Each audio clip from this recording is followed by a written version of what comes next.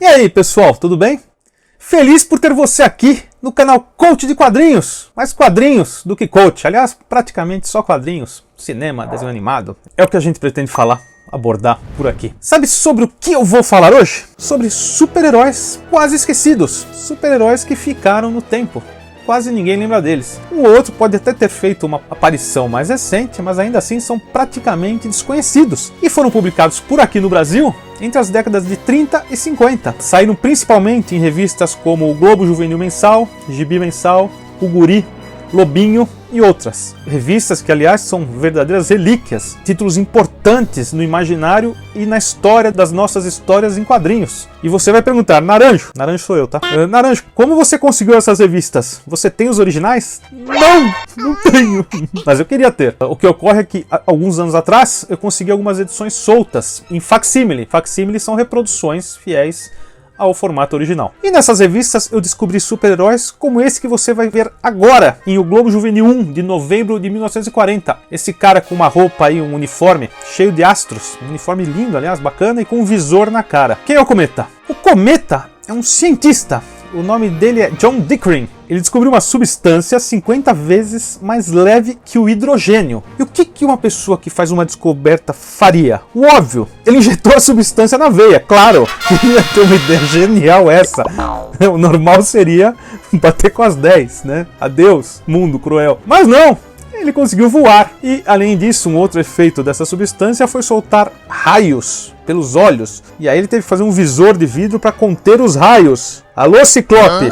Chora, Marvel! E então ele vai partir para combater o crime. Ele foi publicado nos Estados Unidos no início de 1940, mas a data da revista, embora seja 1940, possivelmente chegou às bancas no ano de 1939. O título, com o nome Pep Comics, foi publicado pela Archie Comics, que na época se chamava MLJ. O criador do personagem é o Jack Cole. Jack Cole, um artista importante para os quadrinhos de super-heróis. Ele chegou a trabalhar com o Spirit, criação de Will Eisner, mas ficou bem conhecido por ter criado Homem Borracha, aquele personagem divertido que hoje está na DC Comics, que se estica todo e é todo engraçadão, tal, faz piadas, vira um monte de objetos, etc. Jack Cole, que faleceu no ano de 1958. E mais uma curiosidade, possivelmente, ele foi o primeiro super-herói dos quadrinhos a morrer em ação. Isso ocorreu pouco mais de um ano após a sua criação.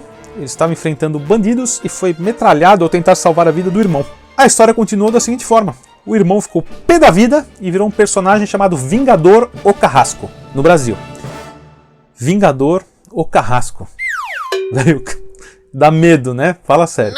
Então, esse foi o nosso primeiro personagem. E olha que curioso, nessa mesma revista, nesse Globo Juvenil, número 1, saiu outro personagem que eu vou falar agora, também, que meio que sumiu com o tempo.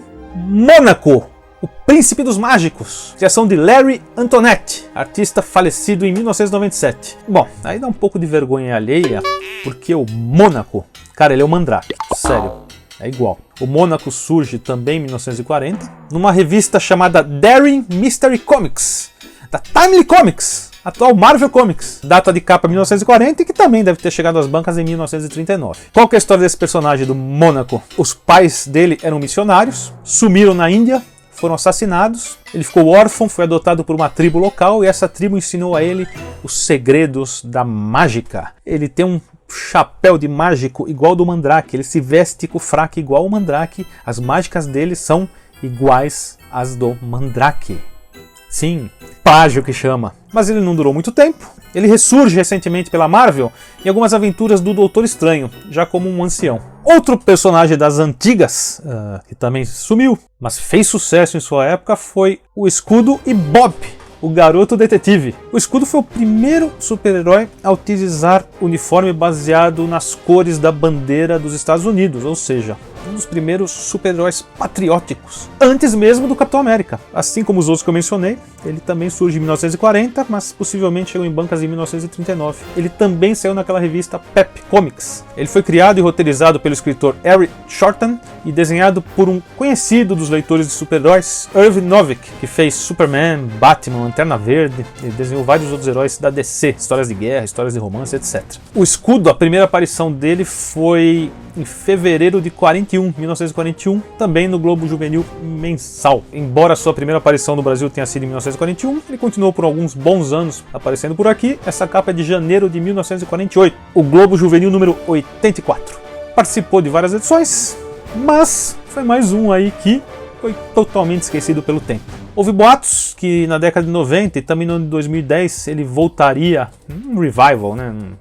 Mas nada aconteceu. Porém, não deixa de ser um personagem importante aí para a era de ouro dos quadrinhos. Esses heróis e seus sidekicks, Bop, o garoto detetive, que fazia o contraponto cômico ao personagem principal.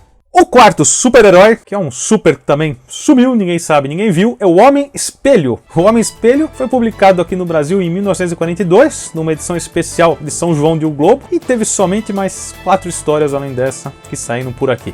A aventura que eu li do Homem-Espelho foi publicada na revista O Globo Juvenil número 32, de junho de 1943, com essa capa icônica na qual Superman, da DC, e o Tocha Humana, da Marvel, andam juntos, batendo um papo. Curiosidade, esse não é o Tocha Humana do Quarteto Fantástico, é o Tocha Humana original, personagem que fez grande sucesso na Era de Ouro dos quadrinhos. Quem é ele? Ele é Bob Dale, um cara que recebeu do monge do Tibete uma roupa especial que quando ele coloca essa roupa, ele passa através no espelho, ele vira um vulto. E esse vulto tem poderoso, só os leitores o enxergam. E ele vai lá, desarma os bandidos, bate nos malvados, tal, e depois ele tem que voltar pro espelho para voltar a ser ele mesmo. Pois é. Roteiro de Fred Method e arte de Hank Greenwood. Nos Estados Unidos ele foi publicado na revista Tip Top número 54 da United Feature, data de outubro de 1940. Pois é, ele entrou no espelho e a partir daí não sobrou nem o reflexo. E agora, para finalizar, a quinta e última personagem de hoje, a Loura Fantasma. Loura Fantasma, criada por Stan Lee, o inefável, inesquecível e querido Stan Lee, que tantos super-heróis criou, com arte de Sid Schuster, artista que desenhou importantes personagens da Marvel. Ele foi arte finalista do Jack Kirby no Capitão América original e posteriormente assumiu a arte do próprio Capitão América. A Loura Fantasma, ela trabalha como secretária para o detetive Mark Mason, que sempre que está encrencado ou precisa de ajuda, ele chama pela Loura Fantasma, a super-heroína que aparece lá com uma máscara. A super-heroína sexy, inteligente, usa mais o cérebro do que os punhos, mas quando precisa ela senta a mão na orelha dos bandidos também. E olha só, curiosidade, né? O nome dela é Gloria Grant, e mesmo trabalhando para o detetive Mark Mason, ele não percebe que as duas são a mesma pessoa. Chora Clark Kent. Na aventura que eu li, que você confere a capa do Guri 325 de 1953, ela enfrenta um bando de vilões que eles estão no subterrâneo do planeta Terra, utilizando uma arma gravitacional para fazer crimes e se esconderem. Ela é capturada, porém ela engana eles, dá um nó na cabeça deles e consegue levar todos eles presos. A primeira aparição da personagem nos Estados Unidos foi na revista All Select Comics número 11, da editora Timely, que posteriormente seria a própria Marvel. E é isso! Curtiu a nossa viagem ao passado? Passado distante, mas não esquecidos. E olha só, tem vários outros super-heróis que eu posso voltar para contar a história deles, como os Astras, por exemplo. Você sabe quem foi os Astras? Não, o cara era o Homem de Aço da época. Aliás, um copiava o outro, é uma loucura, né? Acho que os mais originais, os melhores roteiristas e desenhistas foram que sobreviveram aí ao longo do tempo. Logo teremos um novo episódio aqui no canal. E você, por favor, assine o canal, deixe seu like, deixe um comentário, o que você achou desses super-heróis, que tal um revival deles? Comente com os amigos, visite o canal e um grande abraço. Até a próxima.